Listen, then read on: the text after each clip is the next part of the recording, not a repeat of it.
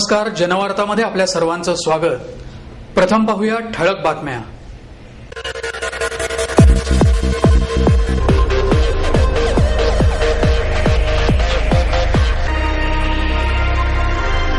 माझ्या गायन कलेचं श्रेय पूर्णपणे माझ्या गुरूंनाच, पंडित उल्हास कशाळकर यांची भावना। लग्न ही आज गरज नव्हे तर करिअर घडवण्यासाठीची सोय, प्रसिद्ध अभिनेत्री मृणाल कुलकर्णी हिची टीका। बाभळीपासून वीज निर्मिती विकासात नक्कीच भर टाकणार, प्रफुल्ल कदम यांचा विश्वास। तक्रार नोंदणीसाठी महापालिकेचं कॉल सेंटर सुरू। राष्ट्रकुल क्रीडा स्पर्धेतल्या भ्रष्टाचाराला सुरेश कलमाडी यांच्याबरोबरच दिल्ली राज्य शासन आणि केंद्र शासनही जबाबदार, नितीन गडकरी यांची टीका। साधनाच्या बालकुमार दिवाळी अंकाला उत्स्फूर्त प्रतिसाद, संपादक डॉक्टर नरेंद्र दाभोळकर यांचा दावा। आणि राष्ट्रकुल क्रीडा स्पर्धेतील सुवर्णपदक विजेती अनिता सय्यद हिचं पुणेकरांकडून उत्स्फूर्त स्वागत।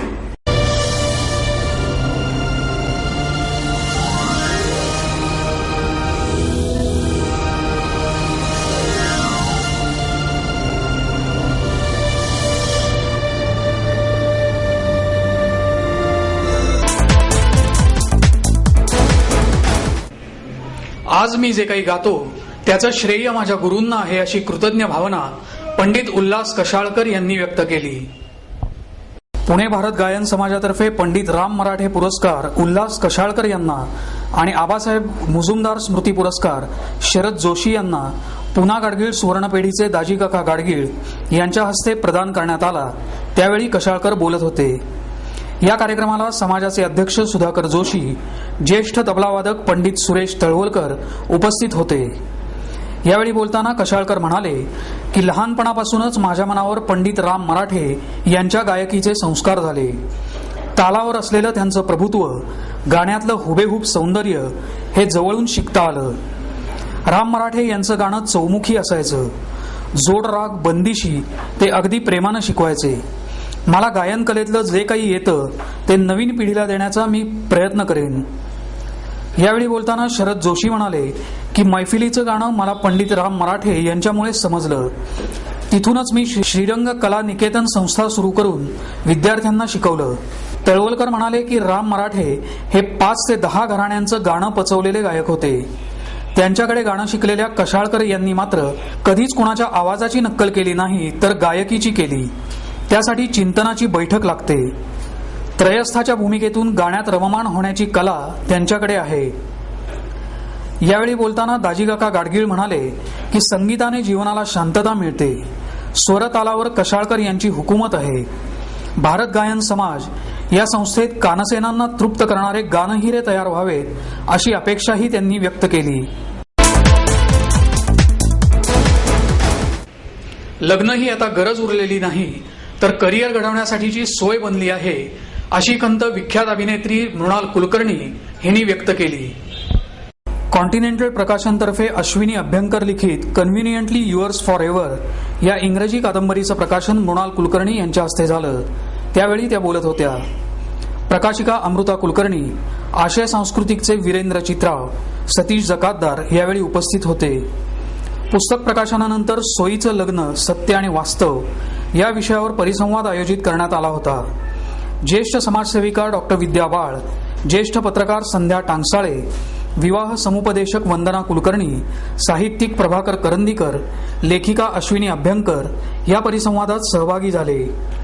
यावेळी बोलताना मृणाल कुलकर्णी म्हणाल्या, आजच्या पिढीतले तरुण करिअरबाबत जितके जागरूक आणि गंभीर असतात, तितकेच लग्न या आयुष्यातल्या अत्यंत महत्त्वाच्या निर्णयाबाबत मात्र उदासीन का आहेत याचं उत्तर शोधलं पाहिजे।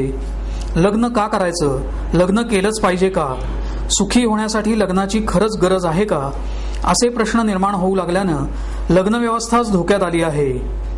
लग्नानंतर येणाऱ्या जबाबदाऱ्या झटकण्याकडे आज अनेकांचा कल दिसून येत असून लग्न म्हणजे करिअरच्या वाटचालीतला अडथळा, अशाच दृष्टिकोनातून तरुण पाहत असल्यानं लग्न करणं ही आता गरज राहिली नसून सोय बनली आहे, असंही कुलकर्णी यांनी सांगितलं। सुप्रिया चित्राव यांनी सूत्रसंचालन केलं, वीरेंद्र चित्राव यांनी प्रास्ताविक तर सतीश जकातदार यांनी आभार प्रदर्शन केलं. बाभळीपासून वीज निर्मितीचा प्रकल्प देशाला नक्की विकासाच्या वाटेवर नेईल असा विश्वास प्रगतिशील शेतकरी प्रफुल्ल कदम यांनी व्यक्त केला. महाराष्ट्र वृक्ष संवर्धिनीच्या वतीने बाभळीपासून वीज निर्मिती या विषयावर व्याख्यानाचं आयोजन करण्यात आलं. अध्यक्षस्थानी डॉक्टर भास्कर मार्डीकर होते. यावेळी कदम यांनी दृकश्राव्य माध्यमातून बाभळीपासून वीज निर्मिती कशा पद्धतीने करता येईल याचं प्रात्यक्षिक दाखवलं. यावेळी बोलताना कदम म्हणाले की या प्रकल्पाअंतर्गत एका युनिटला साधारणतः 1.5 किलो लाकूड तर एका तासासाठी 15 किलो बाभळीचं लाकूड वापरून गॅस बनवता येऊ शकतो. सध्या जगातल्या 6 देशांमध्ये अशा प्रकारचा प्रकल्प राबवला जात आहे. दुसऱ्या महायुद्धादरम्यान जर्मनीने अशा अर्धज्वलनाद्वारे बायोगॅसची निर्मिती केली. वर्षाला 7,300 तास वीज निर्मिती एवढी क्षमता या प्रकल्पात आहे. ज्या ठिकाणी वीज पोचलेली नाही अशा ठिकाणी यासारख्या प्रकल्पाचा वापर करून पिठाची गिरणी, पाण्याची मोटर, रेफ्रिजरेटर याच्यासारखी उपकरणं वापरता येतात. तसंच पर्यावरणपूरक उपक्रम राबवल्यास सरकारी करात सवलतीही देण्यात येतात. अशा प्रकारे वेडी बाभळीच्या झाडांचा उपयोग करता येऊ शकतो. हे प्रकल्प राबवणाऱ्यांना सरकारतर्फे निधीही पुरवला जातो. आपल्याला सर्वसामान्यांना सुराज्य मिळवून देण्याच्या दृष्टीने एक वैभवशाली पाऊल आम्ही टाकलं असल्याचंही त्यांनी सांगितलं. यावेळी बोलताना डॉक्टर मार्डीकर म्हणाले, प्रफुल्ल कदम यांनी वेड्या बाभळीपासून वीज निर्मिती करण्याचा एक यशस्वी प्रयत्न केला आहे. अशा पद्धतीचे अनेक संशोधन आपल्याकडे होणे गरजेचे आहे, मात्र ते होत नाही ही खूप मोठी शोकांतिका आहे.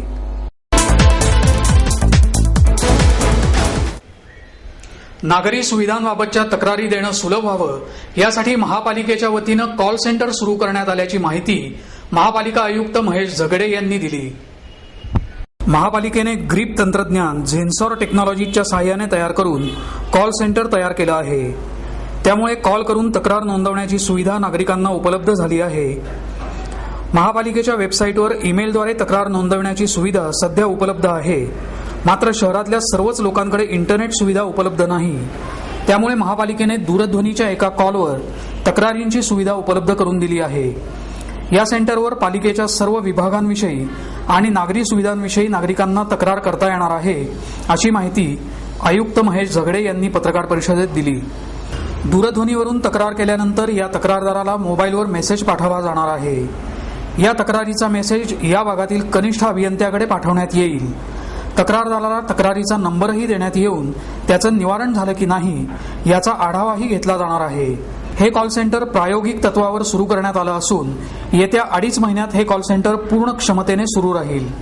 त्यानंतर या सेंटरचं औपचारिक उद्घाटन करण्यात येईल. या कॉल सेंटरमध्ये येणाऱ्या तक्रारीवरून कोणत्या भागातून कुठल्या तक्रारी वारंवार येतात हेही कळणार आहे.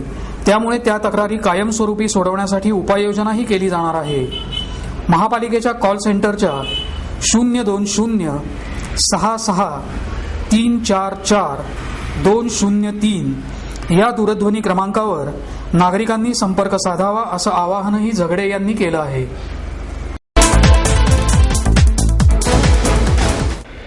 राष्ट्रकुल क्रीडा स्पर्धेतल्या भ्रष्टाचाराला केवळ सुरेश कलमाडीच नाही तर दिल्ली राज्य शासन आणि केंद्र शासनही जबाबदार आहे, असा आरोप भारतीय जनता पक्षाचे राष्ट्रीय अध्यक्ष नितीन गडकरी यांनी केला. पुणे श्रमिक पत्रकार संघाच्या वतीनं गडकरी यांच्या वार्तालापाचं आयोजन करण्यात आलं. पत्रकार संघाचे अध्यक्ष श्याम दौंडकर कुलकर्णी व्यासपीठावर उपस्थित होते. राष्ट्रकुल स्पर्धा सुरू असताना आणि विदेशी प्रतिनिधी उपस्थित असताना भ्रष्टाचाराबद्दल काही बोलायचं नाही अशी पक्षाची भूमिका होती. मात्र आता 70,000 कोटींचं काय झालं याचा जाब आम्ही संसदेत आणि संसदेबाहेर रस्त्यावर उतरून जरूर विचारू, असा इशारा गडकरी यांनी दिला.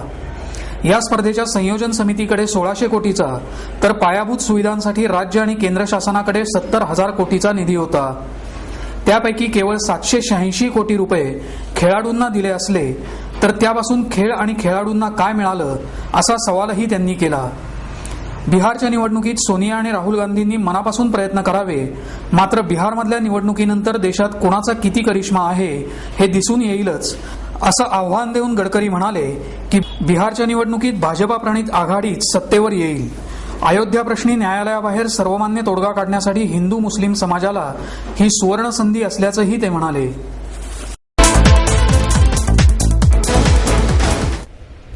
साधनाच्या बालकुमार विशेष दिवाळी अंकाला उत्स्फूर्त प्रतिसाद मिळाला असून यावर्षी 3,40,000 अंकांची नोंदणी झाल्याचं संपादक डॉक्टर नरेंद्र दाभोळकर यांनी सांगितलं. 3 वर्षापूर्वी साधनानं साने गुरुजींचं बालसंस्काराचं काम अधिक संपन्न करावं या राष्ट्रपती प्रतिभाताई पाटील यांच्या आवाहनाला प्रतिसाद देऊन पहिल्या स्वतंत्र बालकुमार दिवाळी अंकाची सुरुवात केली. तेव्हापासून या उपक्रमाला वाढता प्रतिसाद मिळत आहे. यावर्षी 2 लाखाचं उद्दिष्ट असताना प्रत्यक्षात 3,40,000 अंकांची नोंदणी झाली असल्याचं दाभोळकर यांनी सांगितलं. या अंकात जयंत नारळीकर, डॉक्टर अनिल अवचट, भारत सासणे, अरुणा ढेरे, बासू वैद्य, राजन गवस, राजू तांबे आदी मान्यवरांच्या लेखांचा समावेश आहे.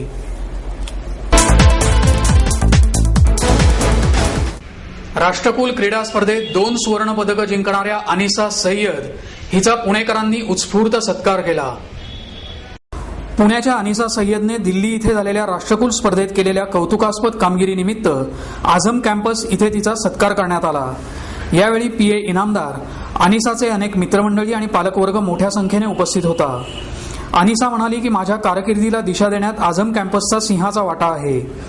इनामदार सरांनी जर माझ्यातली चुणूक आणि कौशल्य 2003 मध्ये हेरलं नसतं आणि मदतीचा हात दिला नसता तर आताचे यश दुरापास्तच होऊन बसलं असतं. माझी बहीण दिलशान हिनेही माझ्या पडत्या काळात मला मानसिक आधार देत यशाचं शिखर गाठण्यास योग्य ती मदत केली. सर्वात महत्त्वाचं म्हणजे माझे पती कारकिर्दीच्या या टप्प्यावर सावलीसारखे माझ्या पाठीशी उभे राहिले आणि त्यांनी ज्या पद्धतीने साथ दिली ती नक्कीच कौतुकास्पद आहे. असे पती मिळण्यास मोठेच भाग्य लागते. यावेळी अनिसा खूपच भावूक झाली होती. अनिसा पुढे म्हणाली की मुस्लिम समाजाची मानसिकता अजूनही संकुचित आहे. या चौकटीतून समाजानं बाहेर येणं गरजेचं आहे. खास करून मुस्लिम समाजामध्ये मुलींना क्रीडा क्षेत्रात फारसं प्रोत्साहन दिलं जात नाही. कदाचित माझ्या सुवर्ण पदकामुळे जर ही मानसिकता बदलण्यास मदत झाली तर नक्कीच माझी कामगिरी सार्थकी लागली याचं समाधान मिळेल असंही ती म्हणाली.